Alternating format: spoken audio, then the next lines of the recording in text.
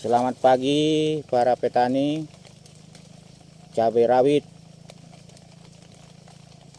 Pagi hari ini saya berada di kebun saya pribadi, di mana saya membudidayakan atau menanam cabai jenis sigantung.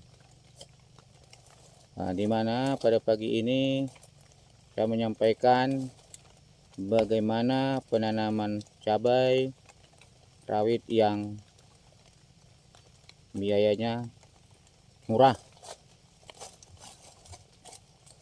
di mana saya membudidayakan cabai di sini tidak memakai mulsa. Ya, bisa kita lihat tidak pemakaian mulsa. Ini dia nah. Ini umur cabainya kurang lebih 3 bulan ya, tanpa pemakaian mulsa, dan tanamannya sangat subur ya. Rahasianya adalah pemberian nutrisi yang seimbang ya. Pemberian nutrisi yang seimbang artinya seimbang di sini bisa diserap oleh tanaman ketika kita mengaplikasikan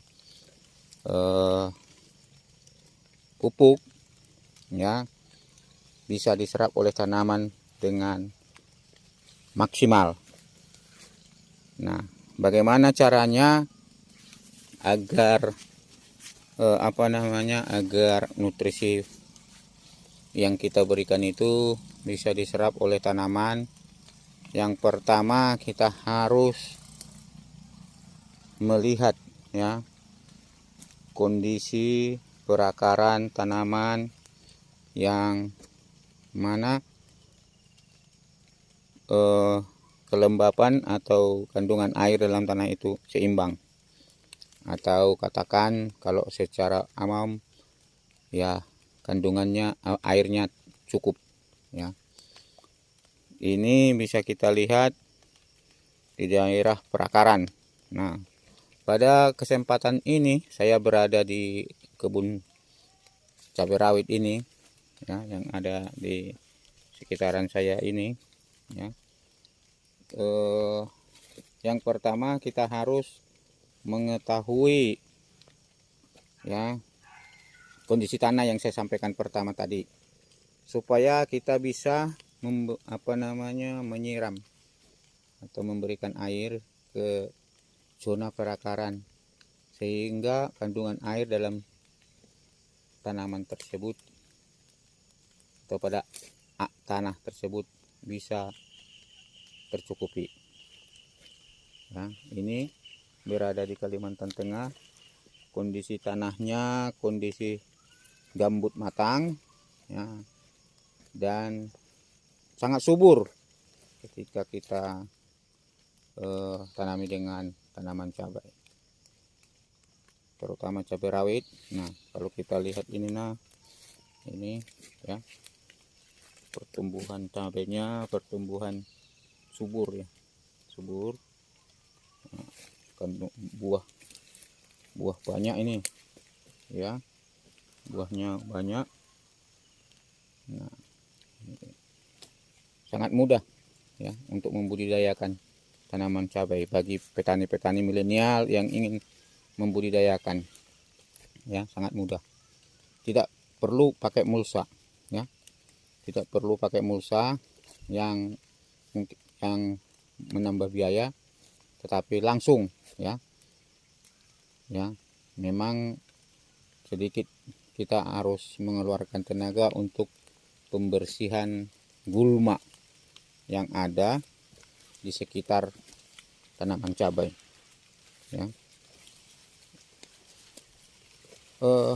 Manfaat tidak memakai mulsa ini ya, salah satunya kita bisa melihat kondisi langsung kandungan air pada tanaman cabai itu.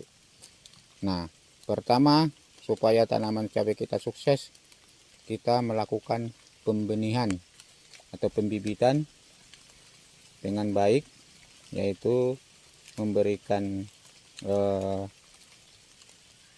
menggemburkan tanah areal pembibitan, memberikan bedengan, dan memberikan pagar yang tepat. Nah, setelah itu pembibitan sukses, kita penanaman di lapangan tidak perlu membuat bedengan. Nah, ini tanpa bedengan. Nah, tetapi kita hanya memberi jarak tanam yang pas saja, yang tepat, sehingga ruang gerak atau ruang lingkup tanaman itu cukup memadai. Nah, pada saat kita pemindahan benih bibit dari pembibitan, ya kita lakukan hanya melubang tanam dengan cangkul. Pada saat kita menanam, kita akan berikan pupuk dasar, yaitu dolomit, ya, dolomit. Jadi sangat simpel saudara, para petani pecinta tanaman cabai atau petani cabai Indonesia. Kita berikan dolomit, satu pokoknya cukup 20 gram aja, ya, atau 0,2 kilo satu pokok, dan langsung kita tanam, karena dolomit itu tidak panas atau tidak tidak dapat untuk merusak bibit. Langsung kita tanam, baru setelah kita tanam lakukan penyiraman langsung, ya, lakukan penyiraman langsung kepada bibit yang sudah kita pindah. Nah, dan kita lakukan setiap tidak turun hujan, ya kita harus lakukan penyiraman, karena tekstur atau struktur tanah yang ada di gambut matang ini, di mana tanahnya itu lebih cepat kering dibanding tanah yang lain. Nah, kalau sampai kering, ya, sampai kering, tanah ini agak susah untuk kembalinya atau untuk pulih kembali, ya. Seperti ini, kandungan air sangat cukup. Ketika kita gempal ini, nah, dia masih bisa lengket. Ini kandungan airnya masih cukup. Jadi kita tidak lakukan penyiraman, ya. Dan setelah berumur 1 bulan, kita lakukan pemberian pupuk. Cukup dengan NPK 15, ya, cukup dengan NPK 15, satu pokoknya 0, atau 50 gram satu pokok, ya, 50 gram satu pokok, cukup 50 gram.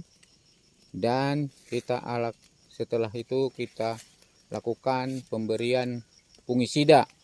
Fungisida hanya satu jenis, yaitu merek Diten M45 atau bahan aktif Menkosep, ya.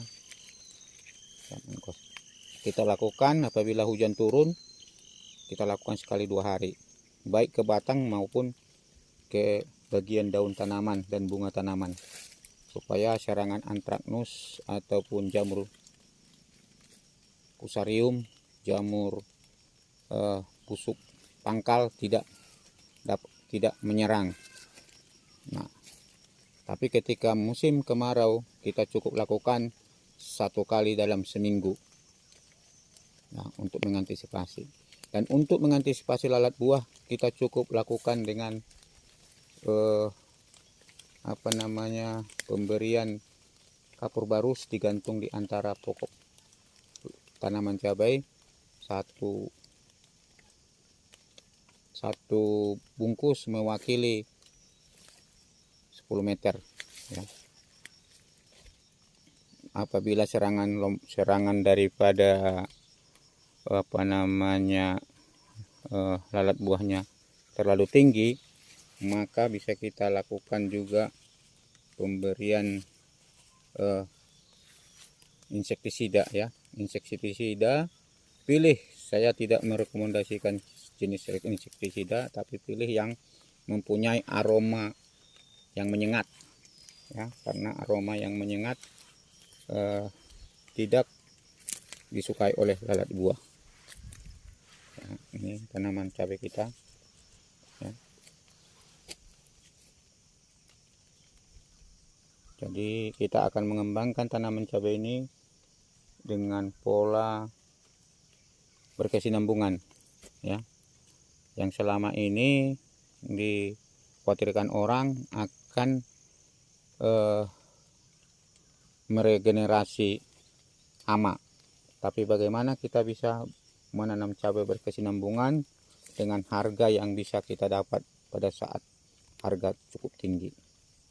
Ya, itu. Jadi salam sukses untuk petani cabai Indonesia, ya. Ini pagi hari ini saya ada di kebun cabai yang ada 1000 pokok yang sudah kita tanam ini, ya. Yang 1000 pokok ini baru kita petik kemarin, ya, mendapatkan 7 kilo, ya. Ya. Terima kasih. Semoga bermanfaat.